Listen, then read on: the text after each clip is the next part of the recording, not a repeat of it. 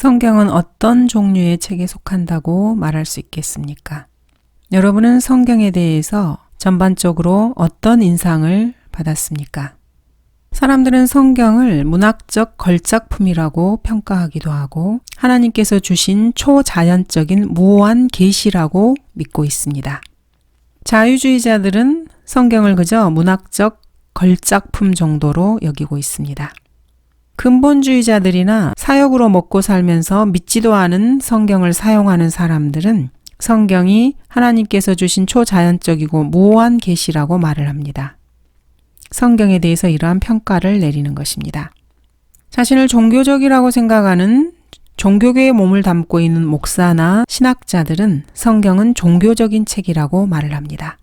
또 어떤 사람들은 시대에 뒤떨어졌다고 말하기도 하고 최초의 원본에도 신화가 담겨져 있다고 말을 하기도 합니다. 자신을 지성인으로 여기는 뉴에이지 지성인이라면은 성경을 편협되고 종교적이고 인종차별주의적인 무식한 사람들이 쓴 고약한 이교도 문서쯤으로 생각할 것입니다.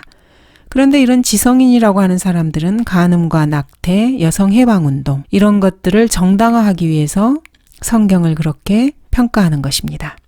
여기에는 힌두교, 불교가 포함되고 세계 단일 정부를 추구하는 사람들도 포함이 됩니다. 또한 교회를 다니면서 적당히 술을 마시는 것도 괜찮다고 하고 성적인 자신의 취향에 따라서 조금 음란하게 하는 것도 괜찮다고 여기는 그런 사람들도 여기에 해당합니다. 이러한 성경에 대한 평가는 정신과 의사들이나 대학 교수들, 인본주의자들, 사회학자들이 일반적으로 생각하고 있는 견해입니다. 그러나 주 예수 그리스도의 피로 자신의 모든 죄들이 구원받은 것을 믿는 그리스도인이면서 하나님의 말씀을 존중하고 있는 그대로의 말씀을 매일 묵상하고 읽는 사람이라면은 성경이야말로 지금까지 인간이 읽은 책 중에서 사람들이 받아들이기에 가장 위험하고 또 사람들을 속이는 기만적이고 의지하기 어려운 책이라는 평가를 내릴 수 있습니다. 물론 우리는 성경을 통해서 하나님과 자기 자신 그리고 인간, 미래에 대한 진리를 알 수 있습니다. 그리스도인이라면 자신이 가지고 있는 소유물 중에서 과거나 현재나 성경을 가장 귀중한 물건으로 생각한다는 건 역시 맞는 말입니다. 자신이 그리스도인이라면 사람들은 자신이 건강하게 살고 또 자녀들이 건강하게 살며 사람들을 그리스도께로 인도하고 구령하고 자신의 가정이 평안을 누리는 모든 것이 다 성경 덕분이라는 것을 인정합니다. 그렇지만 그와 더불어서 성경은 또한 사람들이 생각하기에 가장 위험하고 어떤 면에서는 신뢰하기 어려운 책이라는 것 역시 마찬가지입니다. 성경이 신뢰하기 어려운 책이라니 이 말이 도대체 무슨 뜻이겠습니까? 여러분이 정말로 그리스도인이라면은 그리스도인을 둘러싸고 있는 세상의 사람들, 특히 종교적인 사람들, 이러한 사람들이 성경을 사용하는 것을 한번 보신 적이 있으십니까? 그렇다면은 이 성경이 참으로 위험하고 신뢰하기 어려운 책이라는 말에 동의할 수 있을 것입니다.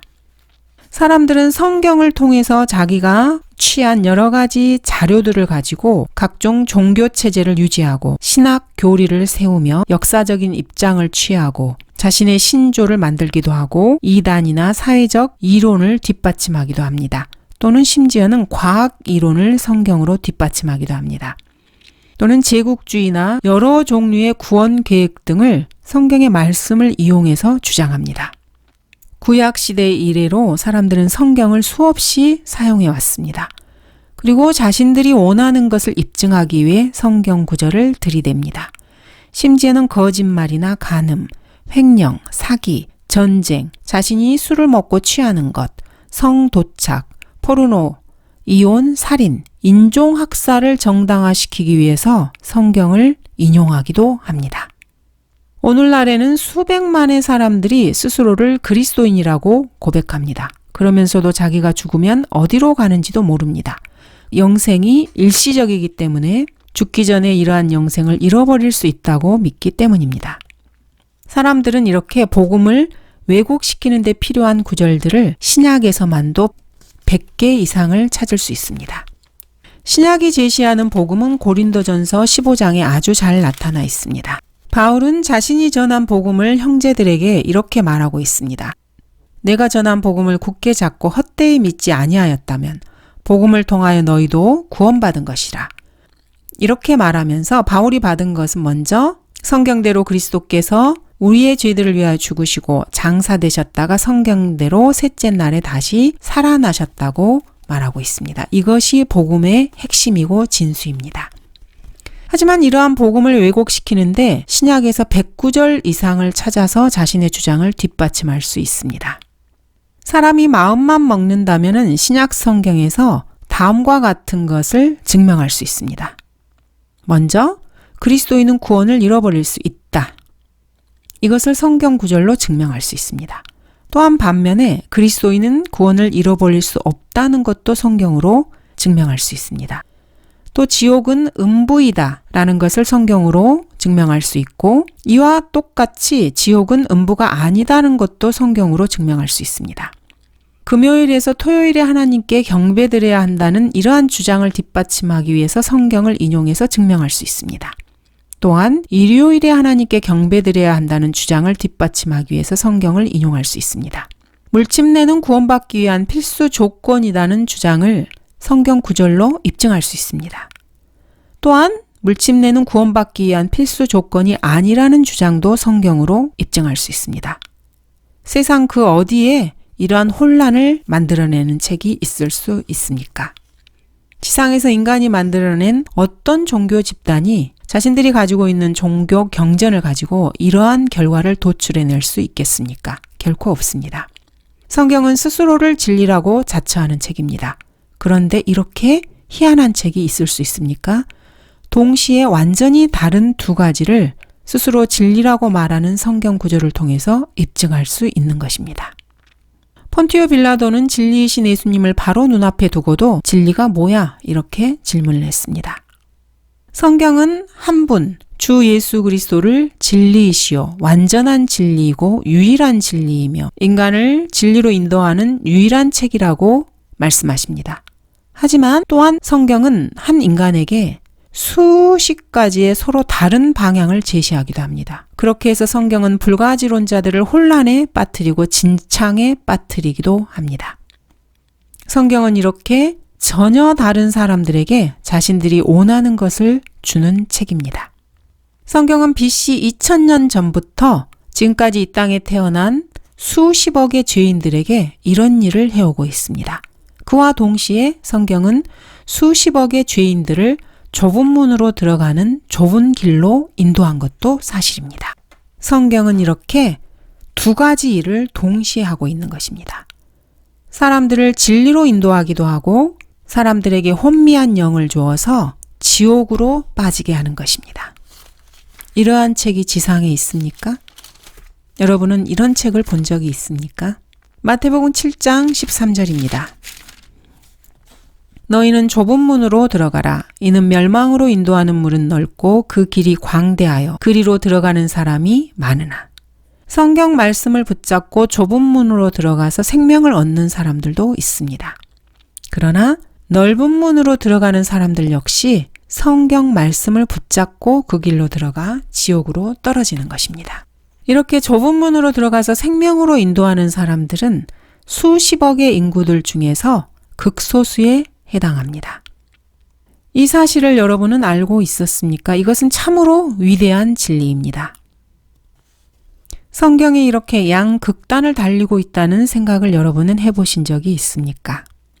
열왕기상 13장과 22장을 읽어본다면 여러분은 이것에 대해서 확신할 수 있을 것입니다. 열왕기상 13장은 이러한 주장을 뒷받침하는 참으로 놀라운 성경의 예입니다.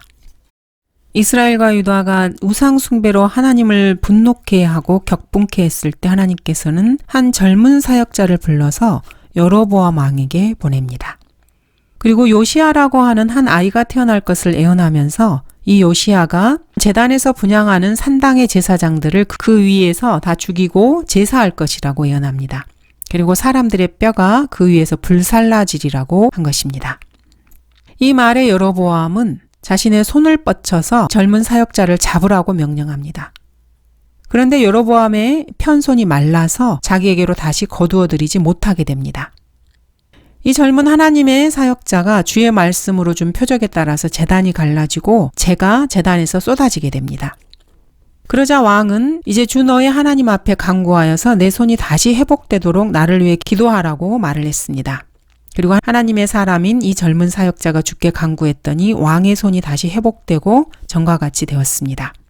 왕이 이러한 표적들을 보고 사역자에게 나와 함께 집에서 쉬자고 말을 합니다. 그리고 상도 주겠다고 했습니다. 그러자 이 젊은 하나님의 사람은 왕의 집에 절반을 준다 해도 왕과 함께 들어가지 않겠다고 말합니다. 빵도 먹지 않고 물도 마시지 않겠다고 말을 했습니다. 왜냐하면 주님께서 자신에게 빵도 먹지 말고 물도 마시지 말고 왔던 길로 돌아가지도 말라고 명하셨기 때문입니다. 그래서 이 젊은 사역자는 자신이 왔던 길로 가지 않고 다른 길로 돌아갔습니다. 그런데 베델의 한 늙은 선지자가 이 젊은 사역자를 따라가서 자신과 함께 자기 집으로 가서 빵을 들라고 말을 합니다. 처음에 젊은 사역자는 이 말을 거절하게 됩니다. 왜냐하면 하나님께서 자신에게 빵도 먹지 말고 물도 마시지 말고 왔던 길로 되돌아가지도 말라고 명령하셨기 때문입니다. 이 늙은 선지자는 이 젊은 사역자에게 자신도 그와 같은 선지자라고 말을 하면서 한 천사가 자신에게 나타나서 이 젊은 사역자를 자기 집으로 데리고 가서 사역자에게 빵을 먹이고 물을 마시게 하라고 했다고 말을 합니다. 그런데 거짓말을 한 것입니다. 이 젊은 사역자는 이 나이든 사역자의 말을 믿고 그 사람과 함께 돌아가서 그 집에 들어가 빵을 먹고 물을 마시게 됩니다. 즉 하나님이 자신에게 말씀하신 것을 불순종하신 것입니다. 이 사람들이 식탁에 앉아서 먹고 마실 때 주의 말씀이 이 젊은 사역자를 데리고 온 이 늙은 선지자에게 임하게 됩니다. 그리고 그가 내가 주의 말씀에 불순종하고 주 너의 하나님께서 내게 명하신 명령을 지키지 아니했다고 말한 것입니다. 그렇게 해서 내 시체가 내 선조들의 묘에 들어가지 못하리라는 예언을 듣게 됩니다. 이 젊은 사역자는 빵을 먹고 물을 마신 후에 길을 나섰다가 사자를 길에서 만나게 됩니다. 그리고 사자에게 죽임을 당합니다. 이 젊은 사역자의 시체가 길에 버려지게 되고 나귀가 그 곁에 서 있었는데 사자도 그 시체 곁에 서 있었습니다. 사자는 이 젊은 사역자를 죽이고 나귀는 건들지 않은 것입니다. 그래서 사람들이 지나가다가 길에 버려져 있는 이 사역자의 시체와 그 곁에 있는 사자를 보고 이 늙은 선지자에게 가서 말을 하게 됩니다. 그리고 그는 이렇게 말을 합니다. 그는 주의 말씀에 불순종한 하나님의 사람이라. 그러므로 주께서 그에게 말씀하신 주의 말씀에 따라 그를 사자에게 넘겨주니 사자가 그를 찢어 죽였도다. 그리고 자신의 아들에게는 나를 위하여 나귀의 안장을 얹으라.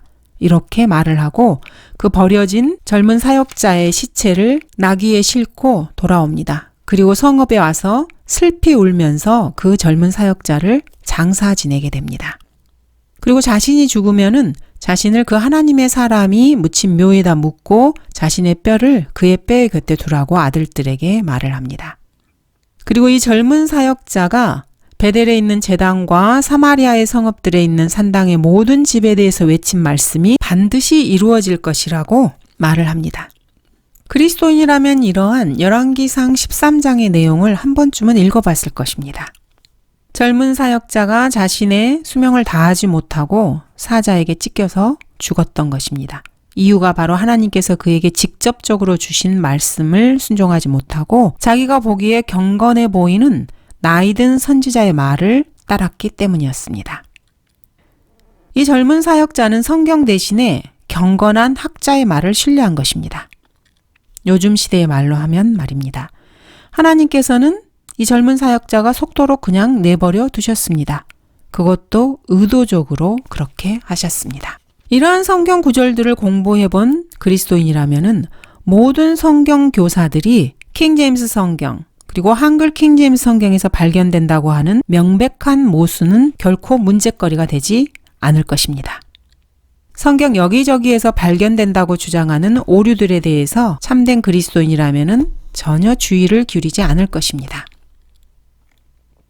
학자들이 성경에서 모순이라고 하는 그러한 구절들은 사실 그 구절들을 적절한 시기와 제대로 된 배경만 잘 찾아서 적용한다면은 아주 논리적이고 성경적인 해답을 늘 들을 수 있습니다.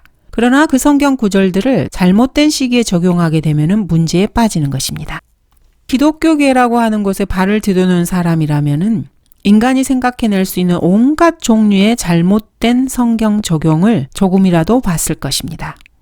어느 시대에 어떤 종교를 붙잡고 살고 있는 종교 지도자라 할지라도 성경 구절이 적용되는 정확한 시대 또는 정확한 상황을 제대로 이해하지 못한다면은 그 사람은 영적으로 자살하는 사람입니다. 또한 성경은 어떠한 것이 점진적으로 이루어지기도 합니다. 이것을 제대로 보지 못하면은 영적인 덫에 빠져서 영적 자살을 하는 셈입니다.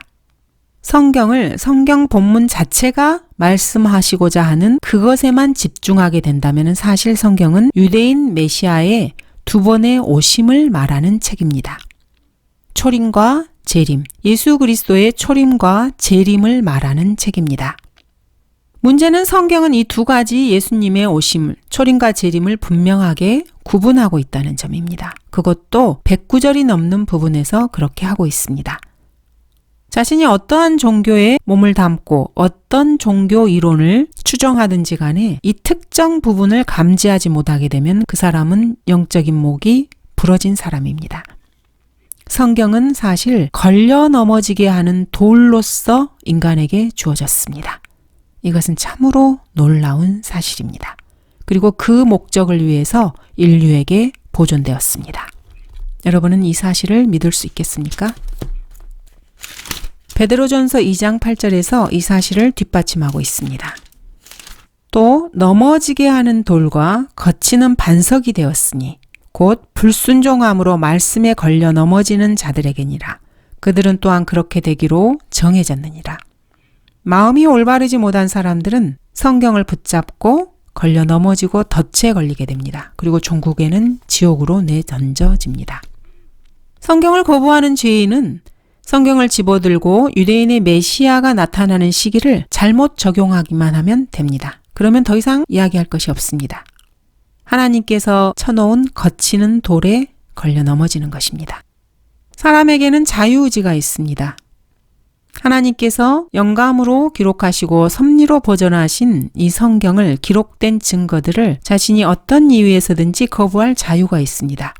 그러나 일단 그런 짓을 하게 되면은 자신의 영적인 부패와 파산은 피할 수 없는 운명이 되어버립니다. BC 1500년부터 현재까지 세상의 역사는 그런 식으로 진행되어 왔습니다. 여러분은 성경이 살아있는 책이라는 것을 알고 있습니까? 성경은 자신을 읽는 독자들에게 이렇게 충격적인 영향을 끼칩니다. 성경을 읽는 그 사람이 성경을 읽는 동안에 성경은 그 사람을 실제적으로 판단합니다. 이러한 책은 지상에서 유일하게 성경뿐입니다. 하나님의 말씀은 살아있고 능력이 있어 양날이 있는 어떤 칼보다도 예리하여 혼과 영, 그리고 관절과 골수를 찔러 가르고 마음의 생각들과 의도들을 판별하느니라. 그 어떤 피조물도 그분 앞에 나타나지 않는 것이 하나도 없나니 오직 만물이 우리가 회개해야 하는 그분의 눈앞에 벌거벗은 채로 명백히 드러나게 되느니라. 하나님의 말씀은 살아있습니다. 성경을 읽는 그 사람을 성경이 판단하는 것입니다. 그 사람의 마음의 생각들과 의도들이 성경으로 드러나게 됩니다. 어떠한 피조물도 하나님의 말씀 앞에 나타나지 않는 것이 하나도 없습니다. 그래서 만물이 우리 인간이 회개해야 하는 이 말씀 앞에 벌거벗은 채로 분명하게 드러나게 됩니다. 마음의 생각들과 의도들을 판별하려면 성경은 반드시 살아있는 책이어야만 합니다. 예수님께서 살리는 것은 영이니 육은 전혀 무익하니라. 내가 너희에게 한 말들은 영이요 생명이라고 말씀하십니다. 우리가 하나님의 말씀이라고 하는 이 말씀이 사실은 영어로는 words, 단어입니다. 이 단어들이 영이요 생명인 것입니다. 기록된 단어들이 말입니다. 성경은 자신이 살아있다고 주장하고 있습니다. 종교와 신앙의 모든 문제가 1500쪽이 되지 않는 한 권의 성경에 다 담겨져 있습니다. 성경을 읽는 동안 하나님께서는 그 사람을 다루십니다. 또 성경을 읽는 그 사람과 하나님께서 직접 교제하십니다. 성경에 대한 나 개인의 견해나 여러분 개인의 견해는 혹은 교회, 교황, 종교 지도자의 견해는 사실 아무것도 아닙니다. 전혀 중요하지 않습니다. 성경은 그 안에 무엇이 기록되어 있는지를 이미 선언해 놓으셨습니다. 즉 성경은 성경 자신이 완전한 진리라고 선언하셨습니다. 혹시 여러분들 중에서 성경이 부분적인 진리를 담고 있다고 믿고 있는 사람이 있습니까? 사실 그것은 최악의 거짓말입니다. 그런 마음으로 성경을 읽고 읽는 사람은 최악의 거짓말을 읽고 읽는 것과 똑같습니다. 왜냐하면 부분적인 진실은 언제나 명백한 거짓말보다 10배, 100배 더 나쁘기 때문입니다. 이러한 예로 우리는 창세기 3장 1절에서 4절을 살펴볼 수 있습니다. 인간에게 죄가 들어온 기원이 기록된 구절입니다. 주 하나님께서 지으신 들의 어떤 짐승보다도 뱀이 더욱 간교했고 이 뱀은 여자에게 접근해서 참으로 하나님께서 말씀하시기를 너희는 동산의 모든 나무에서 나는 것을 먹지 말라고 하시더냐고 질문을 합니다. 긍정으로 여자에게 접근한 것입니다. 여자는 뱀에게 동산에서 나는 열매는 다 먹을 수 있지만은 동산 가운데 있는 나무의 열매에 관해서 하나님께서 그것을 먹지도 말고 만지지도 말라 혹 죽을까 함이라 이렇게 말씀하셨다고 말합니다. 2부의 이 말에는 사실 진실과 거짓이 함께 섞여 있습니다. 하나님께서는 그것을 먹지 말라고 말씀하셨지 만지지 말라고 말씀하신 적이 없습니다. 그리고 먹으면 반드시 죽으리라고 말씀하셨지 혹시 죽을지도 모른다 이렇게 말씀하신 적이 없습니다. 이렇게 2부의 답변은 진실과 거짓이 섞여 있습니다. 2부의 답변을 듣고 뱀은 자신감을 얻었을 것입니다. 너희가 반드시 죽지는 아니하리라 이렇게 말합니다. 너희가 그것을 먹는 날에는 너희의 눈이 열리고 너희가 신들과 같이 되어서 선과 악을 알게 되는 줄을 하나님께서 아심이라 이렇게 말합니다. 뱀의 이 말에도 사실은 사실과 거짓이 섞여 있습니다. 하나님께서는 반드시 죽으리라고 말씀하셨습니다. 그렇지만 먹자마자 반드시 몸까지 죽는 것은 아니었습니다. 그 영이 반드시 죽는 것이고 육신의 생명을 유지하다가 나중에 그 몸도 죽는 것입니다. 이 선과 악의 지식의 열매를 먹는 사람이 신들과 같이 된다는 그 말은 반은 진리이고 반은 거짓입니다. 이 열매를 먹기 전에 아담과 이브는 어린아이와 같이 순진하여서 선과 악이 무엇인지도 몰랐습니다. 그러나 이 열매를 먹고 선이 무엇이고 악이 무엇인지를 알게 되었습니다. 그러나 결코 이들이 하나님과 같이 된 것은 아닙니다. 차라리 완전한 거짓말이 훨씬 더 낫습니다. 반쪽짜리 진실은 이렇게 사람을 속이게 됩니다. 완전한 거짓말이 반쪽짜리 진실보다 훨씬 더 낫습니다. 문제는 성경에는 죄와 죽음, 의, 도덕, 사후세계에 대한 진리를 담고 있다는 점입니다. 또한 과거, 미래, 앞으로 있을 역사적 기록이라고 성경 자체가 주장하고 있습니다. 인간의 머릿속에서 일어나는 그런 것이 아니고 실제 역사에서 일어나는 일입니다. 성경에서 발견되는 역사적인 정보의 일부나 전부를 받아들일 수도 있고 거부할 수도 있습니다. 사람들이 믿든 믿지 않든 역사적인 정보는 항상 그대로입니다. 성경은 사실 성경 자신의 생각을 따로 가지고 있습니다. 인간의 생각과 별도로 말입니다. 성경이 어떤 일이 반드시 일어난다고 말하면 그 일은 반드시 일어납니다. 성경에 담긴 종교적인 정보에 대해서 죄인들은 정말로 그대로 되는지 직접 시험해 볼 수 있습니다. 문제는 이러한 정보를 두고 개인적으로 적용할 때입니다. 온갖 인간들이 만들어낸 온갖 복잡하고 희한한 거짓 사고체계와 거짓 가르침에 빠져버리기 때문입니다. 왜 이렇게 되는 것입니까?